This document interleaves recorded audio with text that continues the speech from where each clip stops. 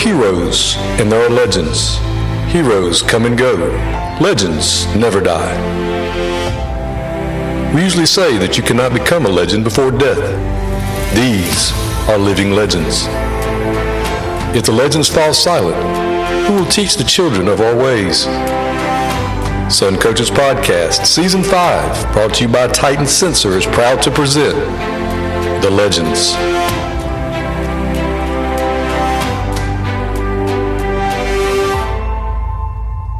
Sun Coaches is proud to partner with Titan Sports for the next 4 seasons on Sun Coaches Podcast. Titan GPS delivers technological superiority and improved player performance through wearable GPS made for high school football and strength and conditioning. From speed training to athlete recruit to workload enhancement, Titan is the easy-to-use yet comprehensive GPS tool to get it done. There's no minimum to get started, and Titan will walk you through every step to success. Message us on X at Titan Sensor to learn more and get in touch. Welcome to Sun Coaches Podcast, Season 5, the Legends Series, and today I'm joined with a coach with number 7 on the wins list, 329 wins, 4 state championships. He won 2 at 2 different schools. Joined today with Coach Ronnie Jones. Thanks for being on with me. Thank you. Well, Coach, just like I ask everybody every time, start by telling us where you grew up. I grew up in Phenix City, Alabama. Went to Southern Union Junior College and played a little baseball, and went to Troy State, actually, with a little baseball help, but had a knee problem. It just didn't work out, and I stayed out of school for a while and finally finished up at Auburn. So when you were in high school, did you just play baseball or did you play a little bit of everything? I played football and baseball. That was about it. That was about it. So what high school did you go to in Phenix City? I went to Central High School in Phenix City. Okay. So you knew coming out of high school you were going to be a baseball player, obviously, since you played college ball. Well, I really didn't know what I was going to do. I knew I wanted to do something. I think I was probably the first person out of either side of my family to ever go to college. Everybody just went to work when they graduated from high school, and I just did this. I had talked with a friend for somebody I worked at as a bag boy in a grocery store, and he talked me into going to Southern Union, and I'm glad I did because I really enjoyed it. What position did you play? Well, in high school, I was an outfielder, but when I got to Southern Union, I ended up playing some shortstop, a little bit of outfield, and also pitched. Oh, so you must have been a good athlete. Well, I think we had a bunch of good players on our high school team, and it really helped me. At Southern Union is really big in baseball now. They wasn't quite as big back in those days. So when you were in college, you said you finished up at Auburn. Did you always know you wanted to coach, or did you just get in the wrong line for teaching and coaching?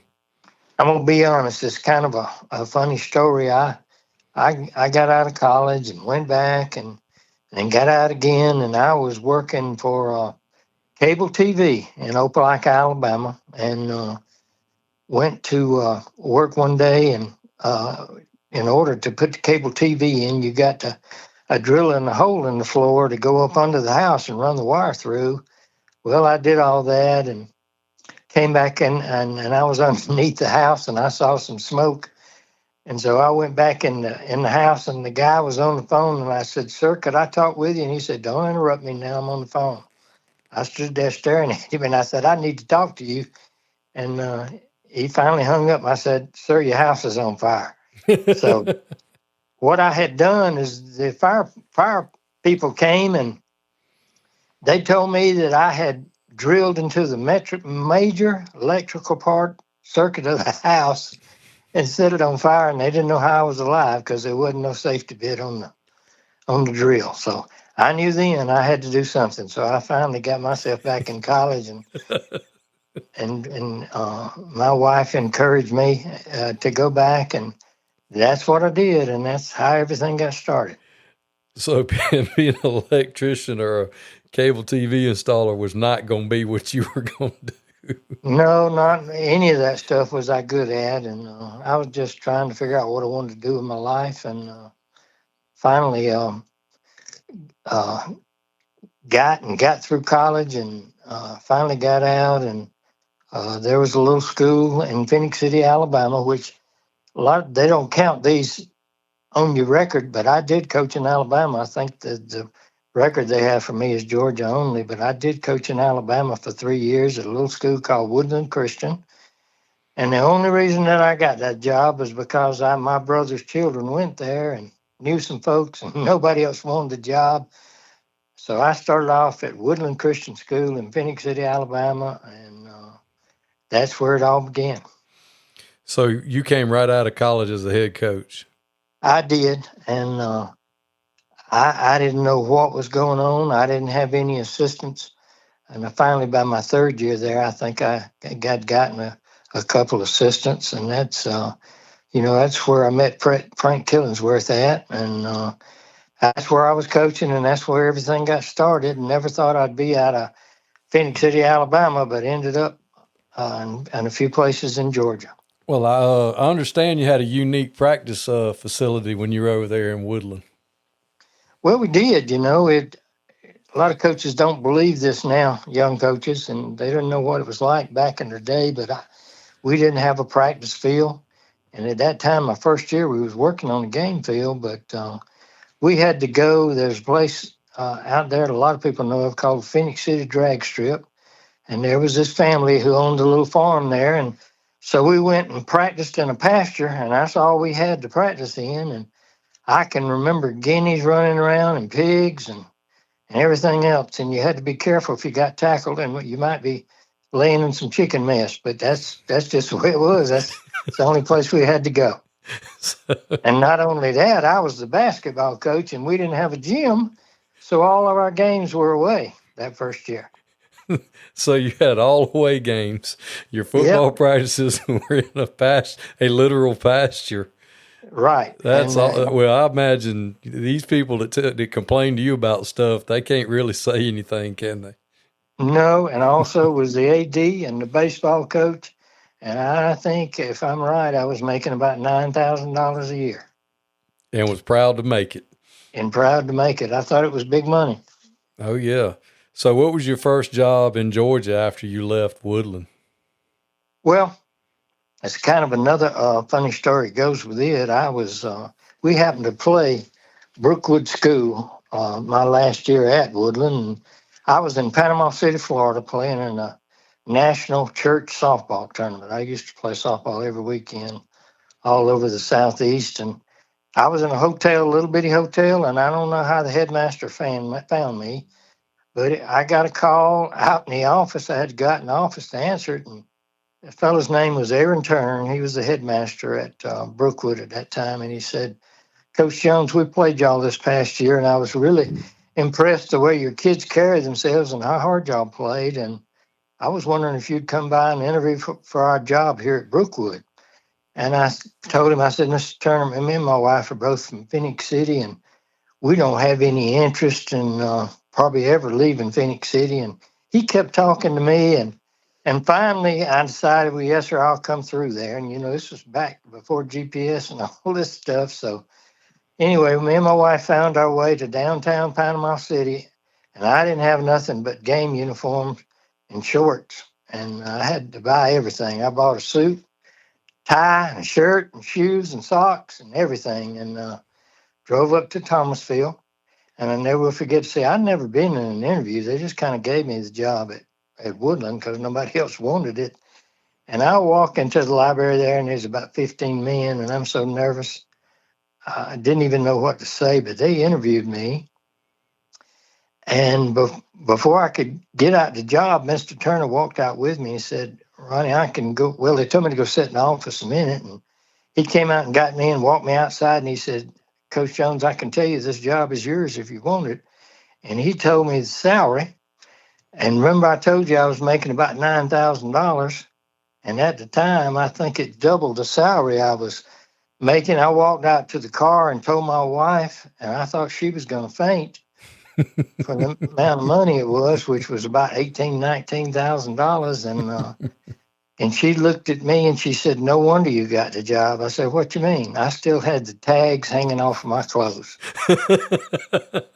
So maybe they felt sorry for me, but I ended up going to Brookwood and staying there 11 years. That's where my children were born. So I think a lot of Thomasville, Georgia, and Brookwood School. Well, how long did it take y'all before you won your first state title down there? Well, in football, we won the first one in 1983, and that was my only undefeated season.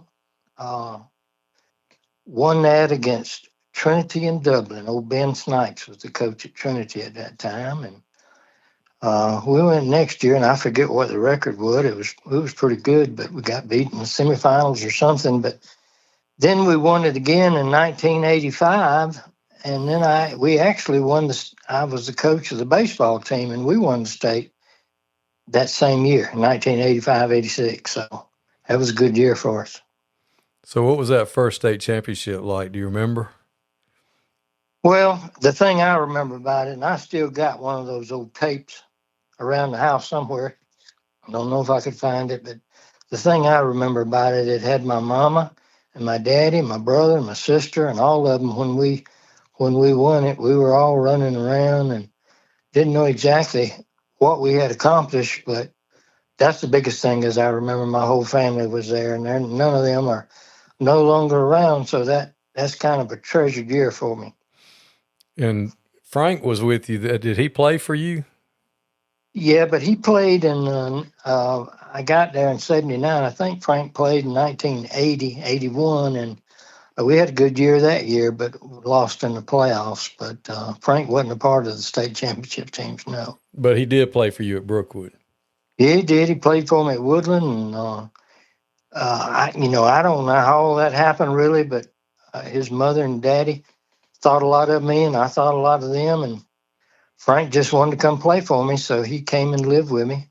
I actually ended up with adoption papers and everything else too, but he did, and those are some treasured years because my kids were around when they were little, and he was with us, and so it meant a lot to them too for Frank to be around. I really, he's just like another son to me. Yeah, he's a good dude. He's always been good to me. He's one of my most treasured friends I have in this business for sure, on the planet probably. So you were there for 11 years, and then you went to Calhoun County? I did. At that time, I just thought to myself, had always been in the private school sector, independent school, and I wanted to try my hand at public school. I think one of the best things that I ever did, that everywhere I ever went, they had been horrible the year before or the 2 years before, and so I just wanted to try my hand in public school, and I did for those 3 years. And y'all had a good run while you were there. We did. I think we won 7 one year, 8 the next, and we might have won. My memory's not really good, but we won at least 9. Yeah, it was a good run at Calhoun County after those 3 years. Yeah. And was it at this time? By this time, Frank had gotten out of school and he was working for you, wasn't he? Well, yeah, he did come to work for me at Calhoun County. He did. Okay. So that was probably pretty neat. Somebody that you had coached come back to work for you. It was. And, and I've never been in a position except when I got to Westfield, we added a few more assistants, but just like at Brookwood, you only had 1 and sometimes 2 assistants, and Frank was my main assistant at Calhoun County. He ran the defense for me. So you left Calhoun, and that's when you went to Westfield, right? Yep, went to Westfield, and it was a funny thing going on then. I went to Westfield, and they were either 1-9 or 2-10 the 2 previous years, and when I left Calhoun County, I'm just going to be honest, I had a bunch of athletes. It's probably the reason I won. I don't know how much it had to do with coaching, but got to Westfield and wanted to have spring, so at least I could meet the kids. And got to Westfield and had 17 players in the spring, and it looked it didn't look very good at that time. And I asked a few friends of mine, how many they thought I could win. They said, Coach Jones, if you can win 3 or 4, they'll probably let you be mayor there in Perry. And so I was really scared and nervous about what we were going to do. And I got in the halls and started talking to kids and trying to talk kids to come out. And I did, and we ended up with 24, I think, when we started the season there in 1993. And what I had started doing is I went to all the clinics, and I would notice when I would go to these clinics at those times, they would have a room. Back in those days, they'd have an eye room, a split back beer room, a wishbone room, and just whatever you wanted to go listen to. And I always noticed that the wing tea room was slap full. And so I started thinking about it right after spring, because at that time at Calhoun County, we had always ran the split back beer and ran the option. And before that, I was always a wishbone guy. So the option is all I really knew. And there's the person that I probably know everything to. His name is Wayne Trawick. He was the coach at that time at Central High School in Phenix City when I was in Auburn, and when I went to Woodland. And he kind of let me hang around and listen to the coaches, and I listened to him all the time and worried him to death on the phone. And at the time, he was running the wing tee. So I just decided to do it. And at that time, nobody in the independent schools, anyhow, there wasn't that many in public schools that were running the wing tee at the time. And it was just a lot of fun. We confused people, and people didn't know how to stop it at that time. They're a lot better at it now. But we ended up taking that team all the way to state finals, and lost to Stratford in the finals. So how many years were you at Westfield? I was at Westfield for 24, I believe. It's either 23 or 24. Yeah, there's a lot. I live in Hawkinsville at the golf course, and there's a lot of kids in our neighborhood that they go to Westfield. And so that's a very important school around here and in the area, and a good area to live in, and good school. And you won 2 state championships there too, didn't you, Coach? We did. I tell you, we had, you always think about the state championship years, but you coached just as hard in some of the years where you didn't win it all. And I was beginning to wonder, because I think we had lost in the finals at least 3 times while I was there, and lost in the semis a few years before. So we just could never, we lost some close ones, just could never pull it off. But we finally pulled one off in 2013. We did. First state championship in football that Westfield ever won. And did y'all go back to back, or was there a year in between? We went back to back. Also won it in 14. And gosh, if my quarterback hadn't have gotten hurt early in the fourth quarter in 15, we had a good chance of winning it again. But we lost him and had to. Our football team was kind of surrounded around him, and anyhow, we didn't win it the next year. Well, you talked about going into places that weren't as successful or weren't very successful before you got there, and you had a knack for getting them turned around. What was your philosophy, or what did you do when you got there initially to get it? You didn't have a big staff, so I mean, was it the weight room? Was it discipline? I mean, what were things that when you went in, you said, all right, we got to get this fixed? I mean, what did you try to do? I'm not going to sit here and say that I'm a great X and O guy. I think a lot of it was luck and being in the right place at the right time.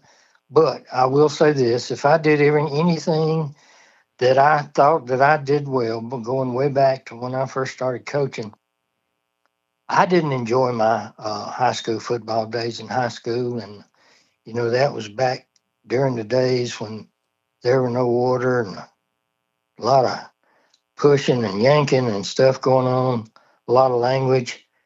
And I told myself, I said, I'm going to coaching, and I'm going to try to win without using foul language, without grabbing people, without embarrassing people.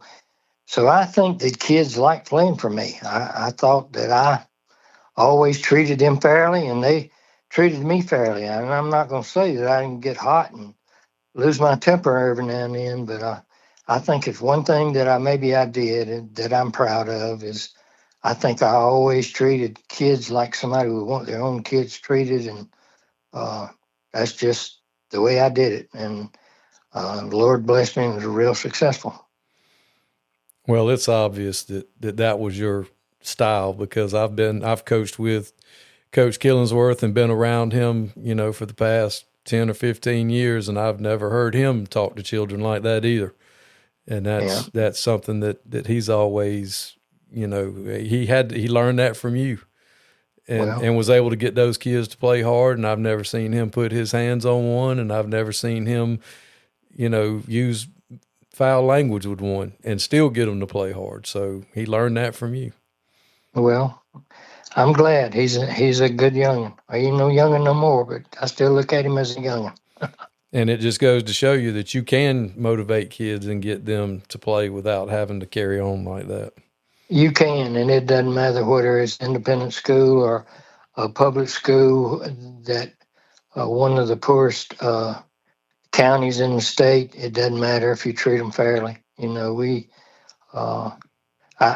My favorite year of coaching was probably my year that my oldest son Trevor was the quarterback, and my youngest son Chance, who's now a coach, but he was a freshman.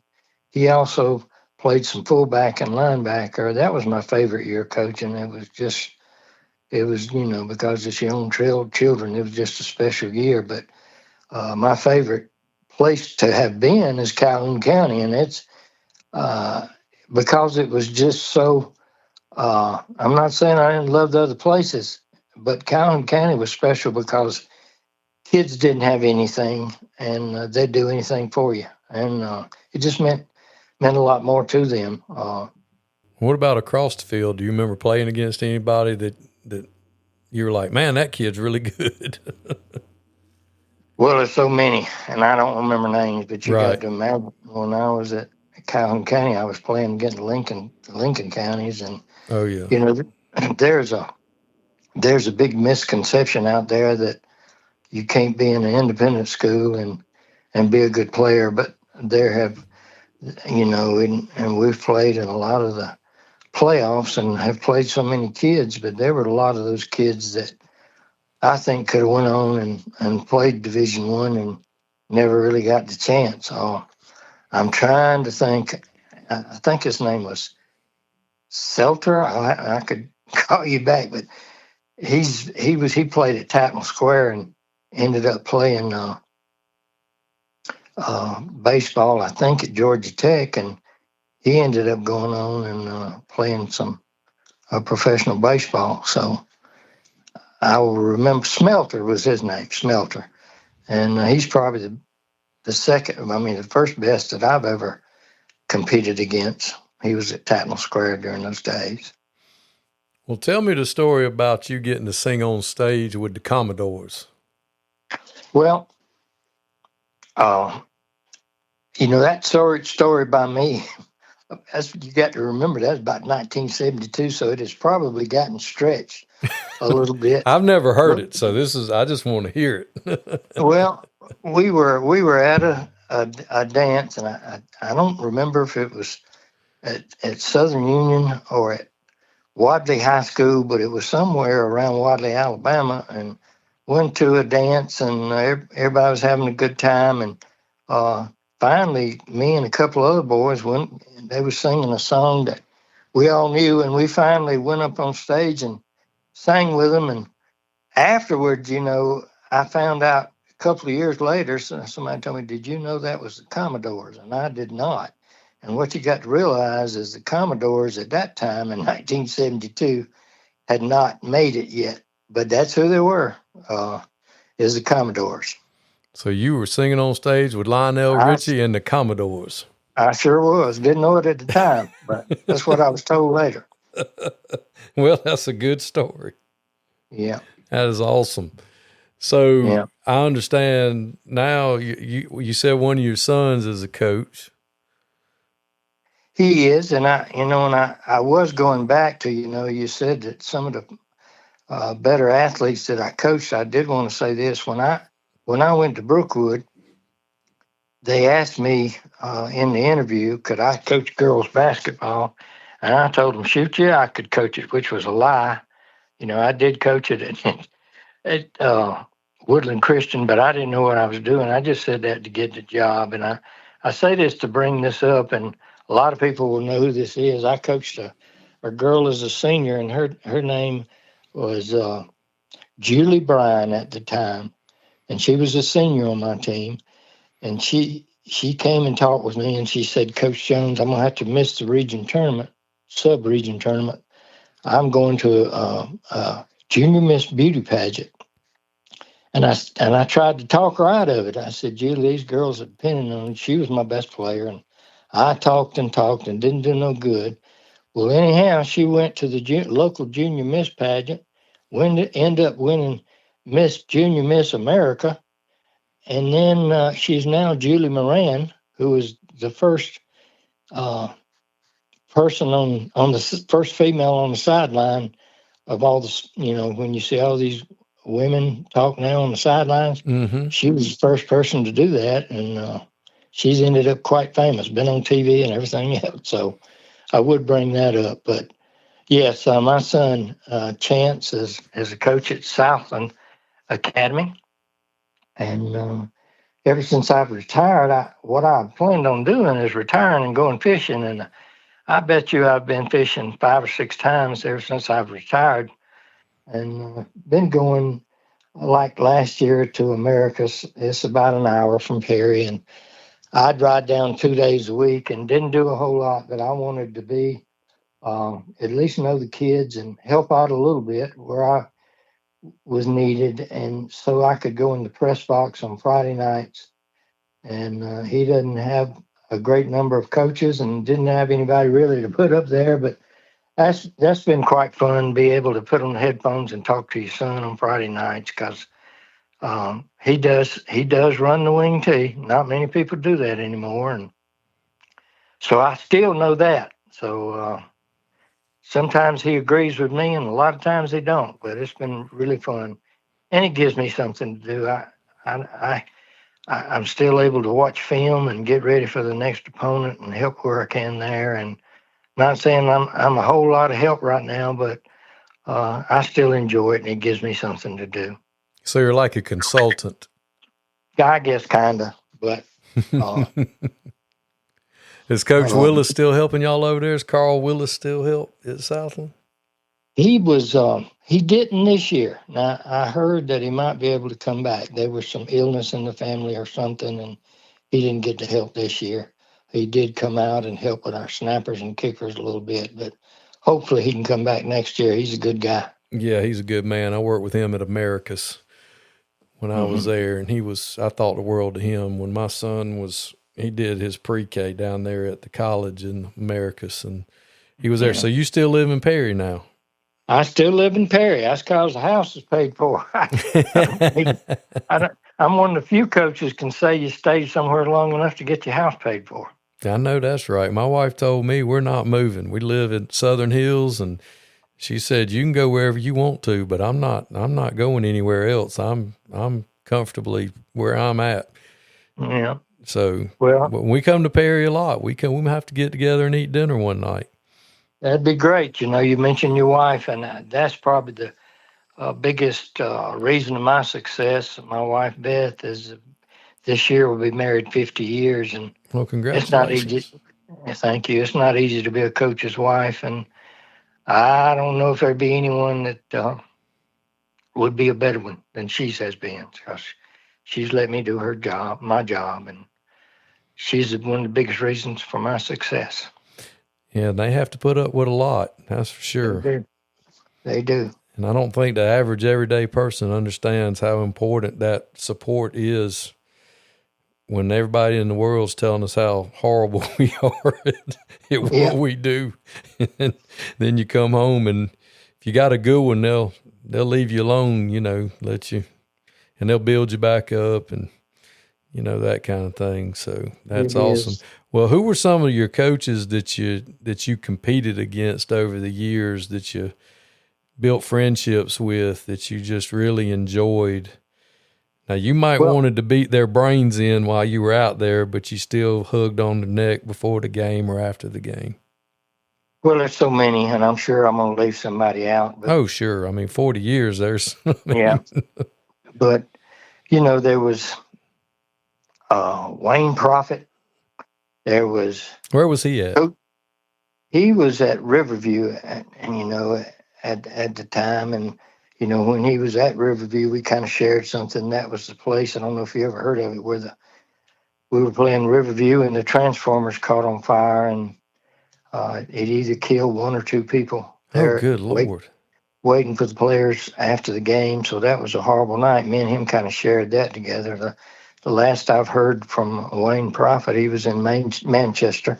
I don't really know where he is now, but I remember Wayne, Coach Beard at Terrell. He was such a good friend and competitor. Don Beard at Terrell, Coach Murdoch, who's at Terrell now. Jack Harris, who's at Terrell County now, but was at Terrell Academy back in those days. And then had a lot of battles with Barney Hester at Tatnall and Rodney Collins at Stratford.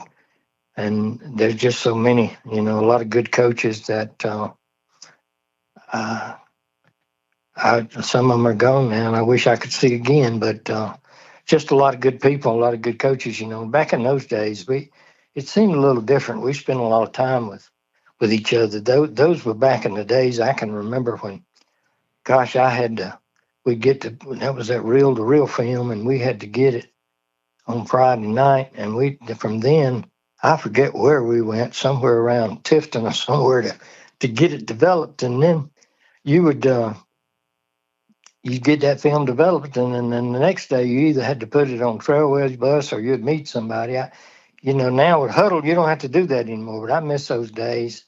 Allen Lowe, we had Deerfield, we had a lot of battles, just so many of them. But it seemed like back in those days we were a little nicer to each other. We had a lot of good times. Well, that was one thing I was going to get to that about, in your 40 years of doing it and you're still helping, some things you've seen change about the game, good, bad, or indifferent about the high school game. And when I ask all the coaches that's one thing they talk about is, when you'd go get that film developed, or when it was VHS and we'd go trade film. Yeah. And you just meet at a McDonald's or out in the gas station parking lot, and you'd visit. And, now with Huddle, you just don't have to do that anymore. No, it only takes a few seconds. My last few years at Westfield, we were on Huddle, and that's just some amazing stuff. I mean, it is convenient, but it takes out the human element of, going and meeting. And I remember, it was a little bit before my time, but I loved hearing you guys talk about when y'all go to get that film developed and they just walk out and go Westfield or, whoever, and then you'd go get it. But they said it was like a coaching clinic would break out in the parking lot while y'all were waiting to get the film developed. It is. And we did so much talking to each other on the cell phones, talking about, not cell phones, there's regular phones talking about the opponents, and just a lot of friendships were developed. Sure was. And you'd ride with each other to region meetings and GISA meetings or GACA meetings or clinics, and you'd actually ride together. It wasn't like you were, We would, and we would spend a lot of time with each other when we went to the clinics and stuff like down in St. Simon's, and just spent a lot of time with each other, just having a good time, and with all of them, and it just meant so much to you back then. What's some other things about the game that you've noticed that have changed so much over the years? Not necessarily the X's and O's so much, but just about the high school game. Well, the first thing I want to say is that one of the things that changed, I can remember about this time of the year, every year I could pull out a folder and look at people's roster and see who they had coming back. These days, it's like it's getting in college. it's just unreal how many kids, and I don't know sometimes how all of them do it. Especially in the independent school, and I guess in the public school too. You can pick up 2 or 3 kids and just change your whole football team, and that's the thing that's different to me is whether you want to call it recruiting or just getting lucky or whatever. But it seems like rosters change from year to year, and that's the first thing that's different to me. And I can be watching the public schools in the state playoffs, and they'll be talking about so and so went to another high school last year and played quarterback for them or whatever. So that's the biggest difference to me, and it changes how much people change school. And it looks like to me it's going to get worse. So I don't know, but that's the one big part to me. But the thing that has changed the most is, I'm from the old school days, and you could back in those days, every week you could just about get ready for you going to play against 5-2 or 5-3 or 6-3 or something. And now with all this passing and everybody throwing the football everywhere, that's the biggest. It's maybe started my last couple of years of coaching, but now that's the biggest thing to me is try to get ready for all this wide open stuff. I mean, you just didn't have it back in my day. Yeah, it's a good thing, not a bad thing. I'm just saying I didn't have to coach against it very much. right. Yeah, it's definitely spread out, but everything's cyclical. Everything comes back. Like you said, you start being successful with the wing tee, somebody's going to want to, they're going to want to run it again. Yeah, it'll come back. It always does. And that's something that's always intrigued me about, the high school game and how it cycles. And, we copycat, we copy each other so much. And, we see something work for somebody else and we're like, ooh, I want to try that. That worked for my kids. I want to try that out. Yeah. I don't know. It was, I think probably that you asked earlier, one thing that helped us is I think us running the football helped us on defense. It was a little tougher at practice. And so I'm an old fashioned guy. I still like running the football. So, and Chance is doing that now too. And probably throws it a little more than I did, but it's that's just the way we did things. Well, let me ask you this. Coach Frank Barden that's up at Christian Heritage now, he said he brought this up, and some of the other coaches too, Raven Teague, some other guys, older guys, said that one thing that the high school game's gotten away from is it was supposed to be an extracurricular activity that provided things that the regular curriculum didn't provide. And now we've gotten away from that a little bit with the way the parents are and the expectations, and society's kind of changed. And, the kids don't really have a summer anymore because we're doing something all the time. We are, and you can double that in a small school, which is what I've always been in. And I can remember a couple of times losing good football players because they wanted to go concentrate on baseball, and they would spend all summer, and parents spend a lot of money travel baseball and stuff like that, and then they'd end up wanting to play in the fall. And I just I enjoyed the days, in these small schools they played football, basketball, and baseball, and you look forward to the season change. But that I hate to see a kid just want to concentrate on one thing, and I know with some it ends up helping them, but I've often heard that colleges want them to be involved in a lot of things, and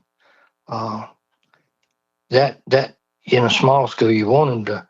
All the coaches, I've always had good coaches, and especially when it comes to basketball and baseball or whatever, that we're all on the same side and wanting to play everything. And it never was the coaches, but sometimes it was the parents that wanted to concentrate on something and be a pro baseball player or whatever. And we haven't had very many pro baseball players around. Well, Coach, I know that we often don't think about ourselves this way, but if some of your old players get together at a reunion, or they're sitting around talking, or a state championship team gets together and has a reunion or whatever, what would you hope that they sat around and said about old Coach Jones? Well, I just hope that they would say that they enjoyed playing for me and I was fair to them and treated them like a human being and a football player ought to be treated. I would hope they would say that. I got inducted into the Brookwood Hall of Fame a couple of years ago and did get to do that with several of my players there at Brookwood. So, and I hear from some of them every so often. It's so good to hear from them. And I went into a grocery store the other day, and I tell you, what's sad is when you've had so many kids, and this kid came up and talked to me, and I knew his face, but I don't know his name to this day. So that's kind of sad. But there's a lot of kids, and there's been the state championship years, and everybody points at that, but there were so many years that we had some good players and coaches worked hard that we didn't win the state, and they were just as enjoyable as the state championships. Oh, absolutely. And when you've done it for as long as you did, Coach, don't feel bad. I forget kids' names when we come back from Christmas break. I can't imagine what it's like when you've done it for 40 years and affected as many lives as you've done, and as many young people as you have. And I just sure do appreciate you taking the time out today and sharing with us your story and what you did and what you've meant to the game of football in the state of Georgia. I sure do appreciate it. Well, I sure do. Thank you. Thanks, Coach. All right.